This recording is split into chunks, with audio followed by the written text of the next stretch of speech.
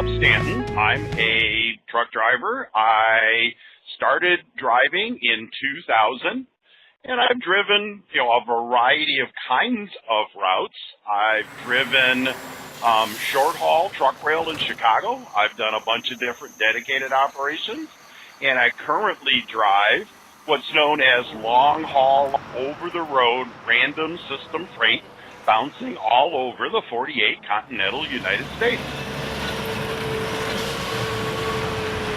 So a road driver's work life is generally structured around loads.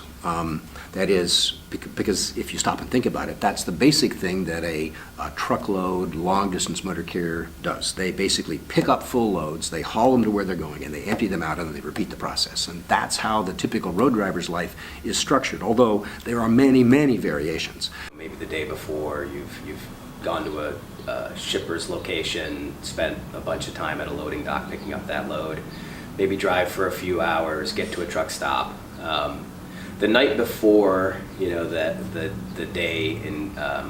night before a typical day, you might have stopped, fueled up the truck, cleaned your windows, done a bunch of work to be prepared to start driving as soon as you can that next day, which is really how truck drivers think about the day is, how do I most efficiently lay out all of these tasks that I have to do. Then it's the driver's responsibility to take the load wherever it goes. It might be 150 miles, it might be 1,500 miles. When I was driving, I averaged over 90 hours a week of work. That's not uncommon for a long-haul truck driver. The vast majority of drivers working in truckload over the road are going to sleep in their sleeper, which is what I did. I would go out for anywhere from 12 to 19 days at a time, which was typical 2 or 3 week work rotation, and you'd sleep in the back of the truck.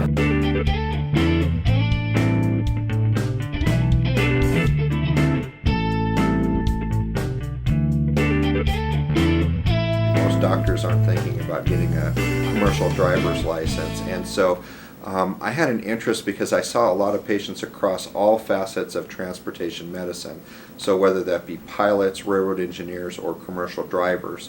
And we were putting together a course to educate providers of CDL exams, and my interest was, I would really like to be able to have a commercial driver's license so that I could sort of walk the talk in terms of telling the providers about how to do the exam. The most common types of things we see in truck drivers are conditions that are affected by increased weight or body mass index. So if you have increased weight, you tend to be more likely to have conditions like diabetes, low back strain, obstructive sleep apnea, cardiac disease, and there also tends to be public health issues. Sleep apnea is a condition where patients stop breathing or decrease their breathing momentarily during sleep. So what happens is during sleep the airway collapses. It can be completely or partially. So as a consequence, there is not enough space to breathe. So the patient stops breathing for a few seconds until the brain realizes they are not breathing well, so they send a signal to the brain where the patient wakes up and starts breathing again. So when we think about sleep apnea, the 3 most common risk factors are obesity, male gender, and middle age. The prevalence of sleep apnea is in the driving population, in the commercial driving population, is higher than the general population. And part of that is due to the exposure that they're getting to being sedentary. If we don't diagnose it and we don't treat it, that down the road, these people are higher risk for some really serious health problems. They can get drowsy during the day and end up having vehicular accidents or other accidents or injuries at work. They can make mistakes. So the diagnosis of sleep apnea is with a sleep study, which means that they have to spend a night sleeping either in the sleep center or with the portable equipment at home. So we monitor their breathing with oxygen levels during the night, and then we determine how many episodes where these patients stop breathing completely or decrease their breathing enough to decrease their oxygen levels. So we have a number of these episodes during the night divided by the number of hours they sleep. So this gives us an index, and that index is if it's above 5 events per hour, it's considered abnormal. So then we classify patients depending on this index in mild, moderate, or severe. I was diagnosed with sleep apnea in 2002. That was well before sleep apnea became as big of an issue in trucking as it is. So I unfortunately went through a lot of different challenges, learning to deal both with the practical and medical issues of living with a CPAP in a sleeper berth-equipped truck, and the administrative and medical examiner requirements of dealing with sleep apnea and keeping a current medical card. So since I'd kind of been through a lot of it, people heard about me and started calling me for help when they had problems.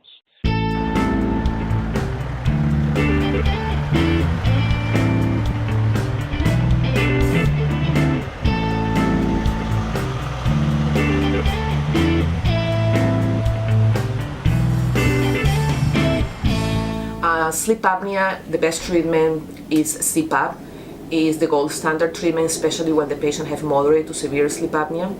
It's covered for the most part by insurance, and it's really effective in treating this condition. You just need to be on CPAP for a couple of days, and you'll start seeing improvements in daytime sleepiness. And that within 7 days, if we were to measure their alertness and performance on a driving simulator in a lab, that in 7 days that their performance would be restored. You can change people's lives with this, I mean, it's very dramatic.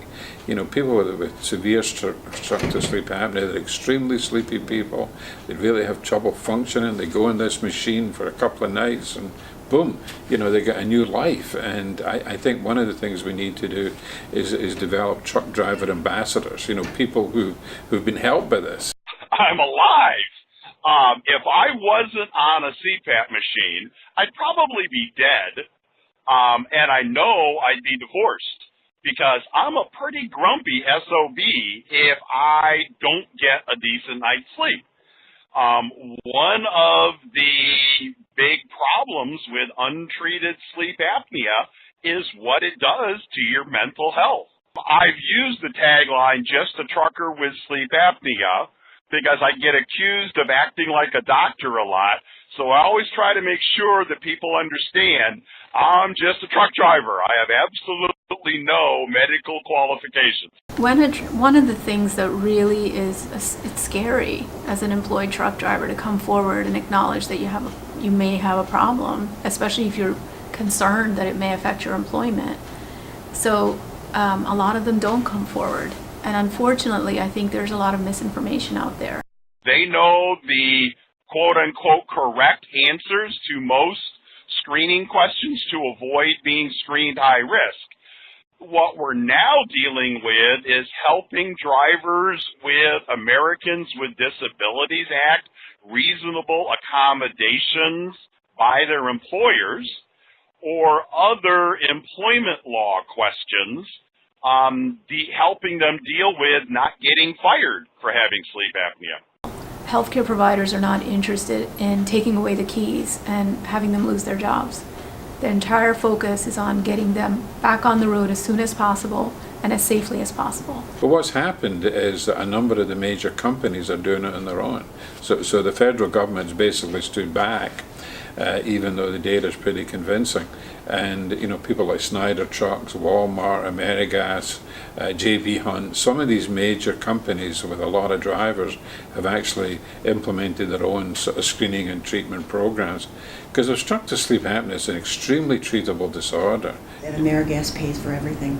The sleep test, the care management piece, the organization that Penn put together for us, for our team down there, and the equipment, anywhere from $1,500 to $3,000, depending on where you are in the country and depending on what insurance plan you took, because they had to go through insurance. It's worked out beautiful as far as keeping the people, even in our non-pilot states, our non-program states, I should say, keeping them safe in the truck as well. There are people who are naturally resistant to there being a mandatory anything. And I think that's just part of human nature that, you know, a lot of us don't want to be told what to do. We're really here to ensure your health and your safety, and just remind them of that, and just make sure that they know that that's the goal here. The goal isn't to monitor them and play Big Brother. No, this is not just a personal health issue. This is a public health issue. It affects our roads.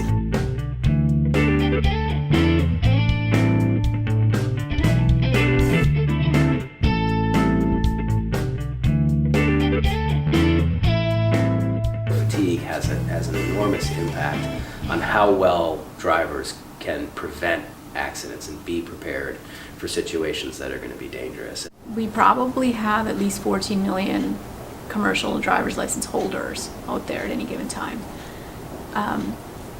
And we know that there are over 300,000 crashes a year of large trucks. We think that around a third of all crashes are probably related to fatigue in this group.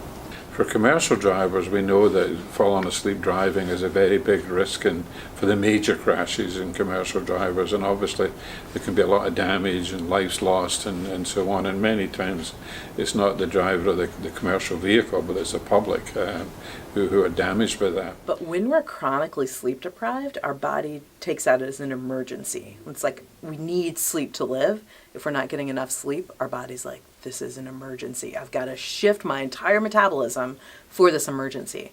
So we're more likely to have a stress response that makes our blood pressure higher, that makes it more likely that we have a stroke, that makes our heartbeat higher, that increases our cortisol levels, that increases our inflammatory response, that makes us want junk food, that makes us turn down our metabolism so we save energy, and which makes us gain weight. So when we're not getting enough sleep, it changes almost everything about our body. Just not getting enough sleep on one night is enough to change 700 genes in your body the next day. I think this is something that non-truck drivers should understand about truck drivers, is they have a tremendous amount of knowledge about not only what happens with the trucking industry and their own jobs, but what's happening on public roadways. You are constantly trying to be aware of everything in that environment that might create a situation in which you're going to have to prevent an accident. Constant, responsibility of that truck driver to ensure that they're, moving that vehicle safely. You can pretty easily pick up on cars that are a potential problem if you're paying attention, if you're alert. So trucking, for example, is a 24/7 operation, right? There are truck drivers who work overnight. And those are the periods where we become very sleepy, and there's a specific time of night between midnight and the morning when we're the sleepiest of all because of our circadian rhythm. A circadian rhythm is basically a cycle, a 24-hour cycle. It's actually in every cell of our body, a cycle of when certain proteins are produced and when certain things happen. But in the brain, our circadian rhythm coordinates so that we feel more tired at certain times of day that help us sleep. The biggest misconceptions about truck drivers, and the ones I think that bother them the most, is the idea that they don't care about safety. And I think that's, one that's pretty widespread, whether you're dealing with regulators or people who are researching the industry sometimes, but also from drivers, four-wheelers, right, car drivers who see them as, going too fast, or, these big dangerous trucks. The times in which trucks seem to be doing things that are dangerous, oftentimes they're doing the best that they can, and cars are doing the dangerous thing and find themselves in the wrong spot because they've, slammed on the brakes in front of that truck. They don't remember the thousands and thousands of times that they passed trucks where the driver was maintaining a safe following distance and doing all the things that professional drivers do. No one cares more about driving safely than a professional truck driver. As far as drowsy driving is concerned, the public health risk there is that people who, particularly for people who don't know that they have a sleep disorder, because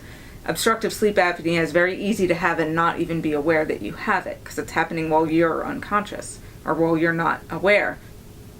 It really poses the risk of making someone a more unsafe driver. So the lower your quality of sleep, the more of a risk you have of either becoming distracted at the wheel, not even just falling asleep, but just not having normal reaction times, having slower reaction times, and poor judgment. A lot of these things that are just natural consequences of not getting proper sleep, and the way they affect the decisions you make on the road really affects everybody.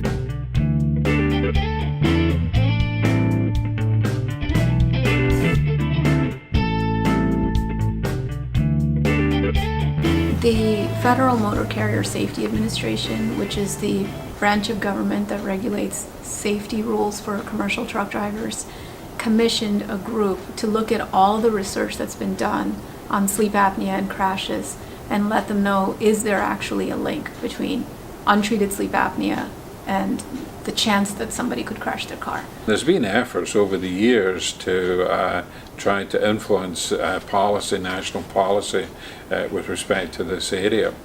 I was on an advisory panel of the Federal Motor Carrier Safety Administration. This would be about 2007, 2008, I think it was. And we made certain recommendations to the agency about what we should do in terms of screening. They were never implemented. So when you think about a car crash, if you're driving and you know that a crash is about to happen and your vehicle is about to be involved in a crash, you're going to do certain things to prevent that crash, aren't you? You're going to steer away, you're going to hit the brakes, maybe scream, but there are certain things we do automatically to avoid the crash. Now imagine the same scenario, except you're too drowsy to realize it's happening. So your reaction may be very blunted or slow or not happen at all. So what that means is that the impact is likely to be more direct and at much higher speed. And therefore, drowsy driving crashes tend to be terrible. The idea that, we want to put this on hold because we need more data, I mean, I think people who say that, they should define what data they mean. Because we've done prevalence studies both here in Australia. No, I mean, we did it here, but there was an Australian study. The Snyder study has been published. So there's a lot of data out there showing it's common, it's a preventable thing, and it really helps people. We actually were asked by the motor carrier, which had instituted the first ever employer-mandated screening, diagnosis, and treatment program for obstructive sleep apnea, to evaluate the program. So that was Schneider, and they shared data with us for this purpose, and they asked us to evaluate whether the program, the program's effectiveness. They basically said, bring your expertise to bear and tell us how this program is working. People who were fully adherent were those who were defined, as I said, based upon the CPAP machine's records. They always maintained the CPAP usage of 4 hours a night on average or better. So the control group is people who went through the same screening process that all the drivers who were diagnosed went through, and the screening process identified them as not likely to have the disease. So compared to controls, who are a reference population, people who were fully adherent had statistically the same crash rate. So the non-adherent drivers had a crash rate that was almost 5 times higher than the control group. Here, one of our goals was to have some influence on the policymaking process. They thought the program worked well for their company, and at the time, their view was that it would be good if the industry had the same program as a whole.